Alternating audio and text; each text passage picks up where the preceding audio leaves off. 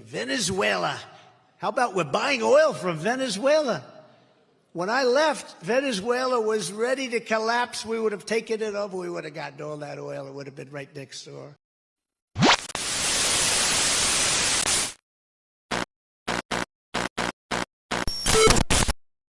Welcome to Withdraw Consent. I'm Jack. So you've seen that short clip of Trump. I'm going to play you the full thing later in this episode with Maduro's response. But the situation with Venezuela is one of the most interesting stories that I've researched for this channel, because always we're looking back at like Gaddafi or something that happened in the 2000s, and we're trying to look at patterns going forward and figure out just the nature of reality and who's really behind what. This is actually happening right now.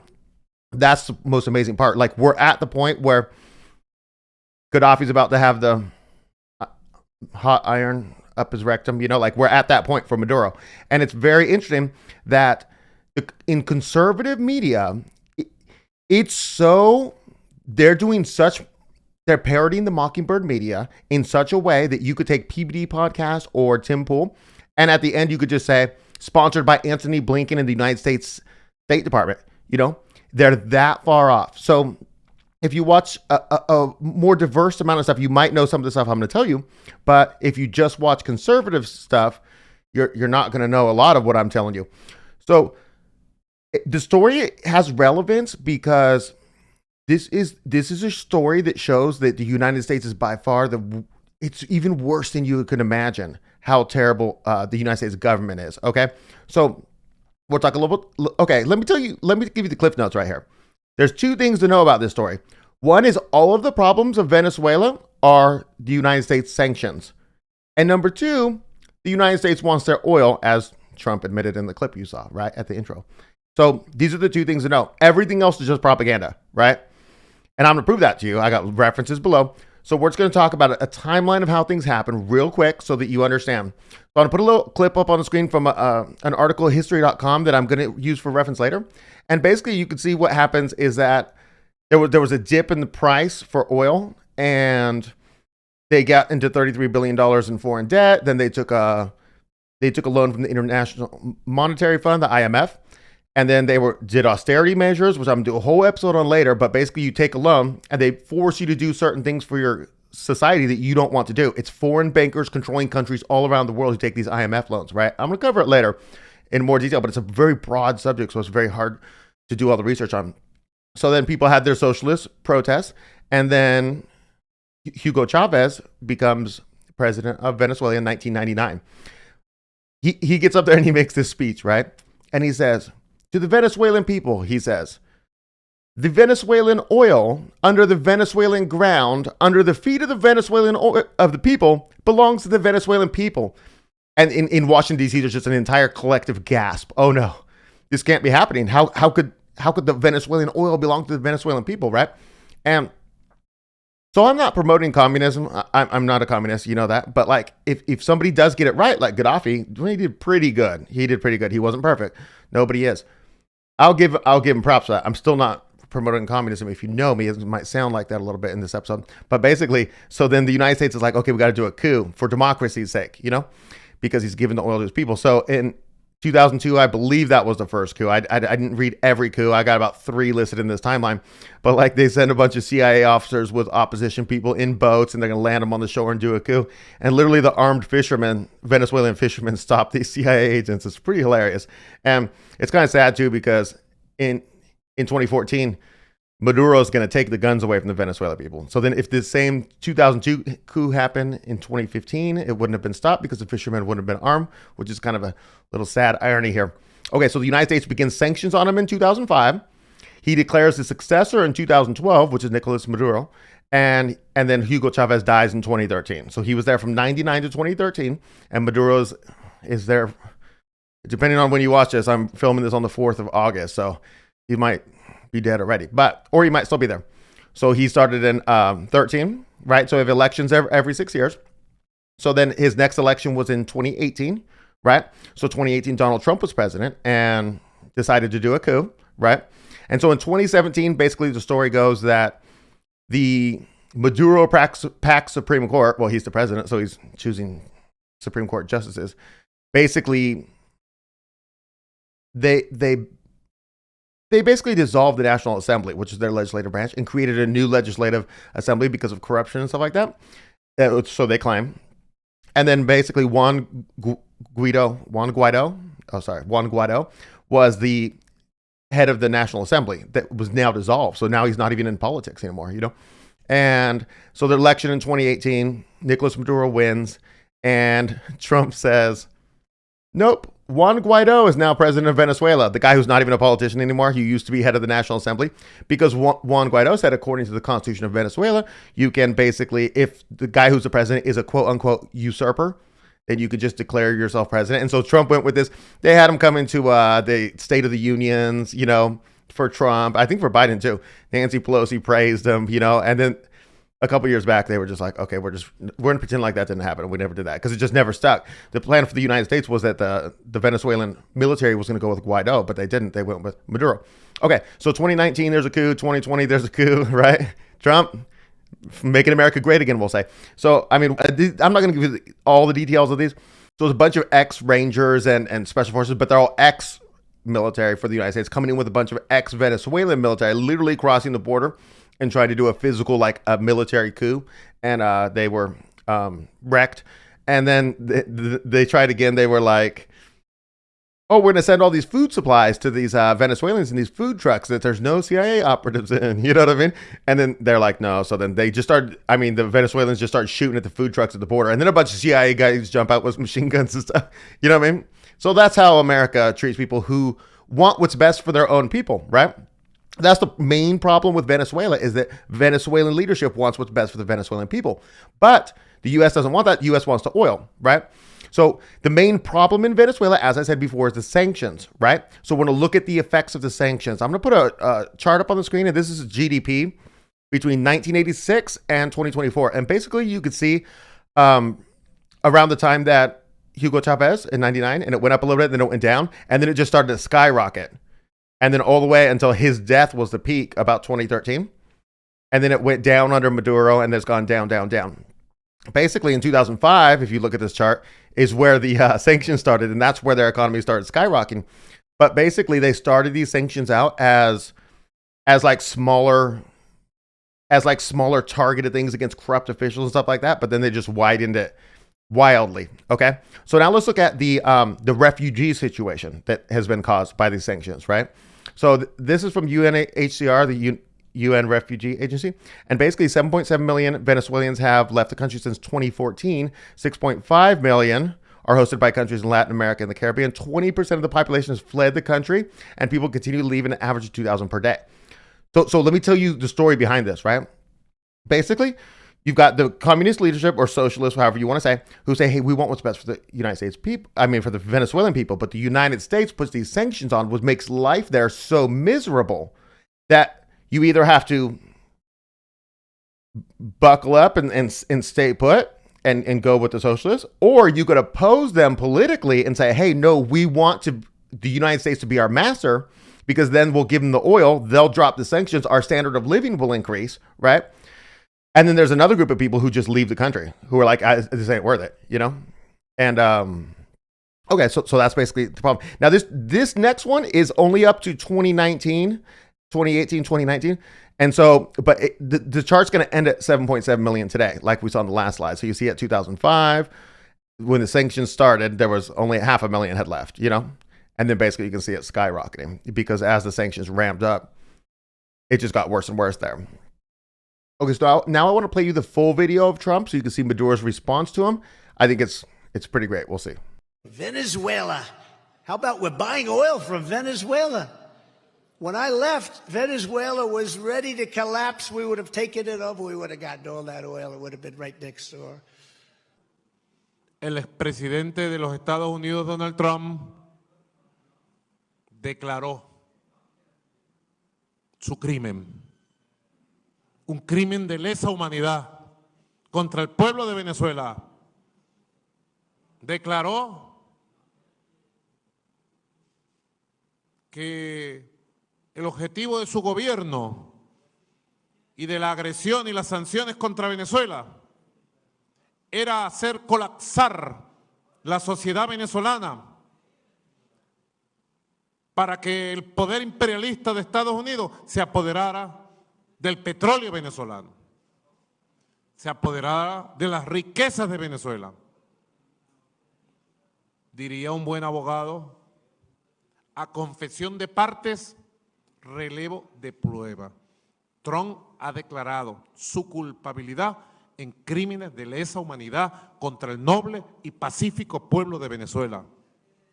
Okay, so now we're going to go to a History.com article, and we're going to look at what they say went wrong in, I told you with sanctions. We'll see what they say went wrong in Venezuela, that things are so poor now.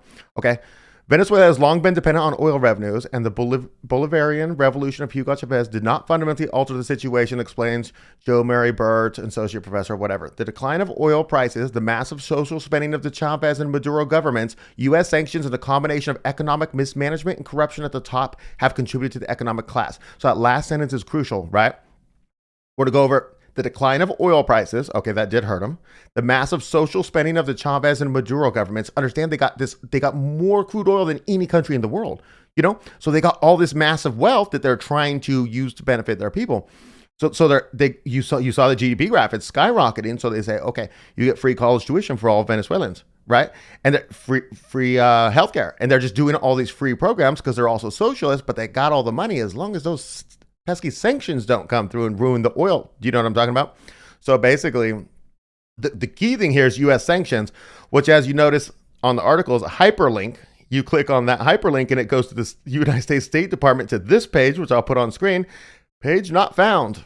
Interesting. So the State Department scrubbed that page. So that's great. Anyways, so one more quote from this article.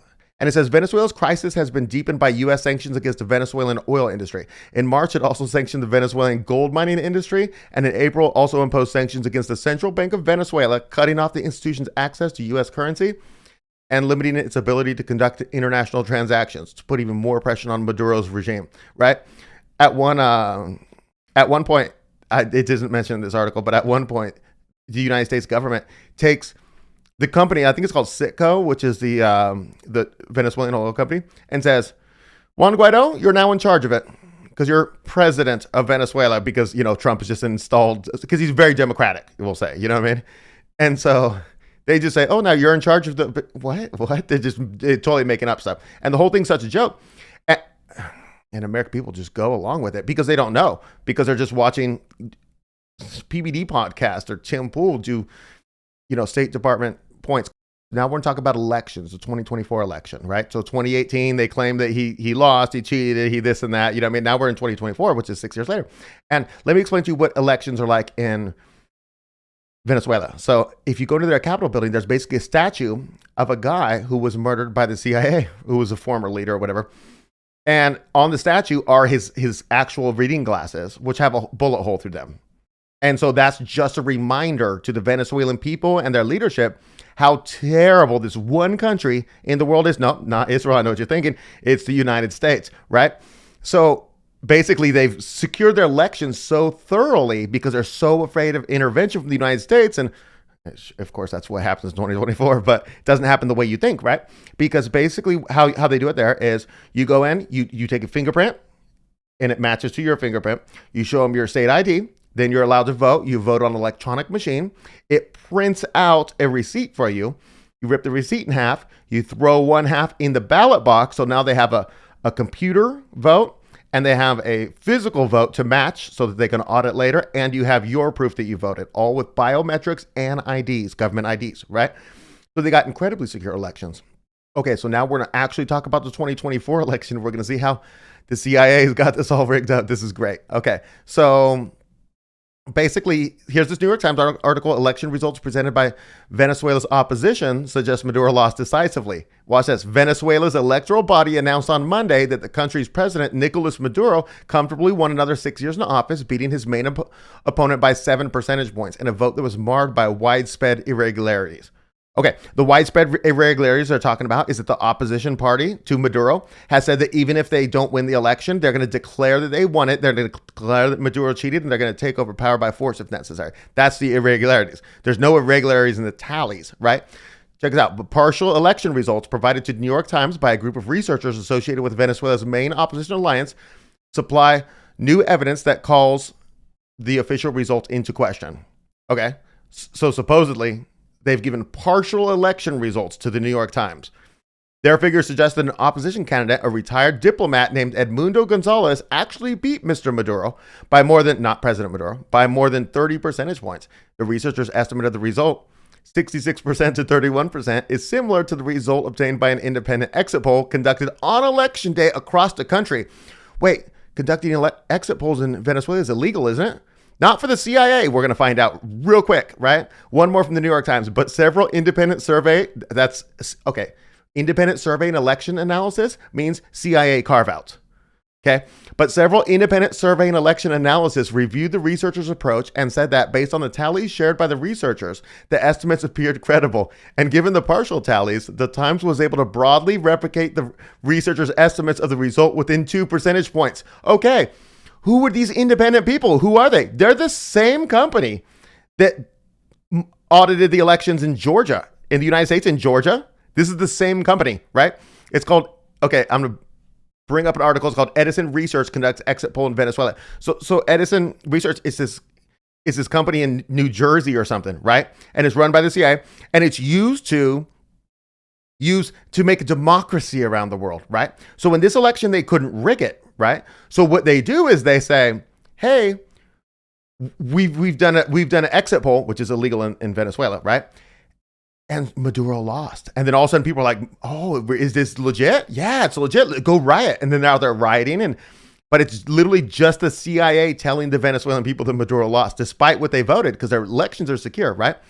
So from this article, an exit poll conducted today by Edison Research for the Venezuelan presidential election projects that opposition candidate Edmundo Gonzalez Urrutia of the Unitary Platform will easily win the 2024 presidential election. The following are Edison's preliminary estimates.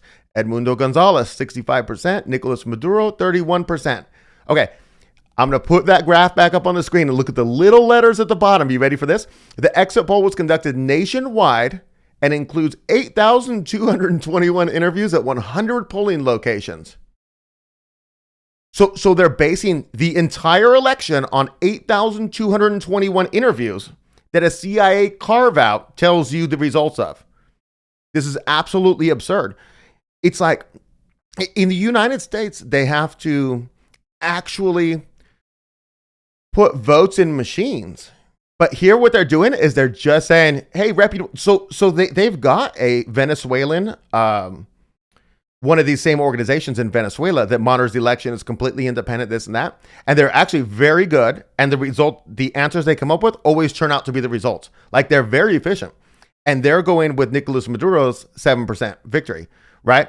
The CIA one says it's, what did they say, 65 to 31. So just a couple days before I filmed this, the United States came out and said they now recognize Edmundo Gonzalez as president of Venezuela, which is the same thing they did with Guaido. And that doesn't mean anything if Maduro can keep control in this country, you know? But if you just look at the totality of the situation, it's so amazing that the United States just wants to steal another country's oil and are so bold about it, but they'll just tell you on the television, like they'll just tell it to your face, you know? And then in the meantime, like, because of the sanctions, 100,000 civilians in Venezuela have been killed by you. If the government's of the people, by the people, and for the people, they've been killed by you and me, right? I'm against all this stuff. But you get these conservatives, and it's like, they were at the end of this PBD the other day. I don't even know why I watch this anymore. But, well, I guess it gives me ideas for stories like this. But basically, and Tom the Biz Doc, and he's like, but Maduro stole the election, is trying to steal the election right now, you know, the 2024 election. And I literally was listening to this while I was doing the research for this article, and I'm literally screaming at my phone, and I'm like, do you have Google? You know, I mean, like, just Google something. I'm not going to make the claim that PBD podcast is Operation Mockingbird or anything like that. I don't know what's going on there. I haven't formed a conclusion about what's going on there. But like, the Mockingbird media is definitely telling you all these talking points. And they're just all completely opposite. If you want to go with them, it's because you want to steal the Venezuelans' oil. Now, I mean, right on. If you want to go steal the Venezuelans' oil, it'll raise standard of living in the United States. You might be that scumbag, right? I'm not Venezuelan, you know? But I have morals, I'll say. So I'm against stealing Venezuelan oil, right?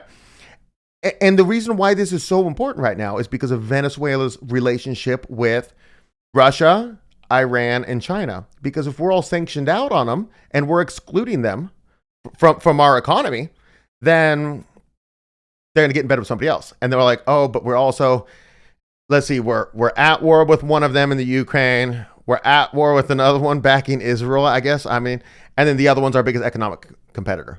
You know, I'm just for treating people right. If we had treated them right, we could have this great economic alliance with them, and we could be buying their oil and all that, and it would be going great. Instead, their oil industry's like collapsed, so they're barely producing right now, and they've got the biggest supply in the world because of the United States sanctions, and people are starving to death, like I mentioned, because of the sanction. This is a terrible story. Anyways, I think it's very relevant to.